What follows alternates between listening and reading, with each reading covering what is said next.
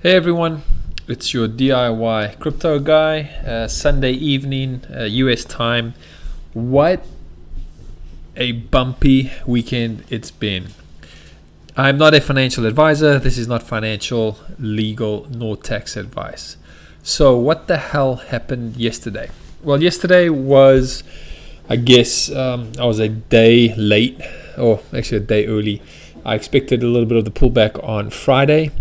That's my usual red Fridays, and I'm going to just cover with you guys my opinion on why the total coin market cap dipped to about, I think it was yesterday, was at 1.8 trillion, and now looking at the coin market cap as of right now, we back up to over 2 trillion, almost 2.1 trillion. So what happened? There's rumor regarding Turkey banning crypto payments. There's rumor that now with Gary Genzler, the new SEC chairperson, being sworn in, that he is pro-crypto, however, he's pro-regulation, and that's bad for the space. No, in my opinion, we need some regulations. We need guidance. The media likes to use the word regulations to try and kind of create the narrative that, oh, now everything's going to be regulated and, everyone's going to lose money and cryptos are just going to tank. No, I mean, we all agree, those that have been in the space long enough, that we need some kind of regulations and guidance. Otherwise, we just have the wild, wild west. Just look at Coinbase's IPO. The majority of executive management dumped their shares as soon as it opened. So is that insider trading? Is that allowed? But I'm not going to go too in depth into that. But what I'm trying to focus in on this video, especially for the new people in the space, these types of pullbacks happen frequently. It's nothing to be concerned about. In my opinion, I've mentioned many times before, it's a buying opportunity. Buy the scariest dips. Without a doubt, you will make. Look at the coins, for example. If they pull back on average, I think they pull back about 20%. Look at this. Look at VeChain. Look at Stellar. Stellar was down about 15-20%, and now it's back up to almost break even. So by buying on the dips, you're coming out the box almost 15-20% up. Then by tomorrow or the day after, it usually goes back up about 5-6-10%. So that's a 35% return for doing nothing. So that's why I always say, don't buy while the coins are going up. Buy when the coins are red. Remember, buy the news, sell the rumor. So, some people were like, oh, what do I do? Bitcoin's dropped, XRP has dropped, Ethereum has dropped. I'm like, you should buy. You should buy more. And I get the same response, but why? It's dropping. It's going to go to zero. No, it's not. It's not going to go to zero. I keep mentioning, Fridays are usually red days, and it's a great time to buy. Buy the scariest tips. I'm going to keep on repeating that. So just some quick news. DOGE. Let me just hit up DOGE first. DOGE, say what you want about it, knock it, but it stayed pretty strong throughout this whole dip. They're still up 20%. Now, there's something going on in Twitter, and I suggest that you guys utilize Twitter and just join and monitor, XRP community, Doge community, Ethereum community. A lot of helpful information gets posted immediately.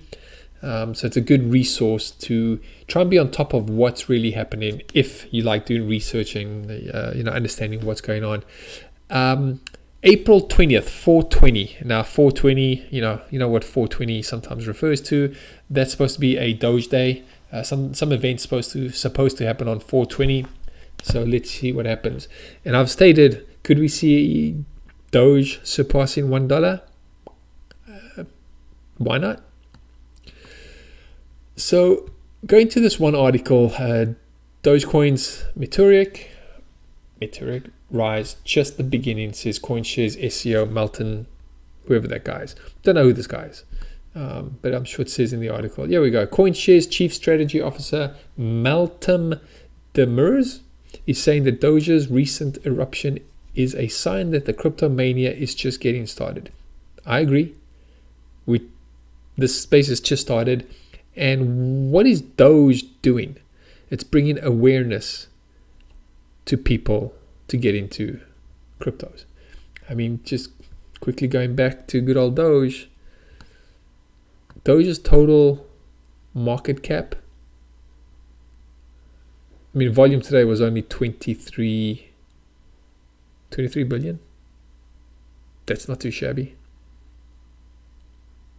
Market cap of 41 billion, 823. Wow. So, I mean, you can't really knock that. In a new lengthy Twitter thread, Demers analyzes the reasons Doge, which has pumped over 400 in just 2 weeks, is on the rise, attributing its resurgence to the Wall Street bets subreddit and the members' reaction to press surrounding the group's crypto policies. Call it what it is. It's just awareness. Good news, bad news. It's just bringing awareness, and people are buying it up. For those of you, now hitting up the XRP news quickly, for those of you that held XRP tokens on an exchange, or if you had XRP on an external drive, prior to, like I said, I think it's either sometime prior to December 20th, whatever amount of XRP you held, you would get equal Spark Flare tokens. So the Spark token comes from the Flare network. So for example, if you held 10,000 XRP, you will be airdropped 10,000 Spark tokens. And the Flare network is supposed to be, let me just read this. Okay, Flare network indicates exact mainnet dates for first time ever. So this is when the Flare network is going to start. The Flare network engineers tasked with the development of Flare, much anticipated EVM compatible blockchain, shed some light on its launch in mainnet. The long-awaited mainnet launch of Flare blockchain will come at the end of June. Anyone who bet there would be a caveat is right. Flare tweeted this out. Again, go to Twitter, follow Flare Networks. The Flare distribution will start when the Flare network goes live. The team is working to make this happen safely as soon as possible. It is dependent on finishing security testing. So as soon as Flare goes live, we should be seeing a partial distribution, and then I guess equal amounts over a certain period of time. And I think Spark is currently, or was at about $2. Quickly, just heading up over here, Mike Novogratz defends his criticism of XRP. I did not bring a lawsuit against Ripple. Again, just more SEC lawsuit news. Now, Mike Novogratz has clashed with the XRP community after questioning the token's rally. This guy doesn't really know much, in my opinion. Yes, he's a billionaire, but for him to say, just reading over here, Galaxy Digital's CEO Mike Novogratz has defended his comments about XRP after receiving pushback from the token's community. Novogratz also said that the XRP rally didn't make sense to him either, since its issuer, Ripple Labs, has been sued by the SEC. But doesn't this guy know of the already established networks Ripple Labs has with major banking institutions, central banks, IMF?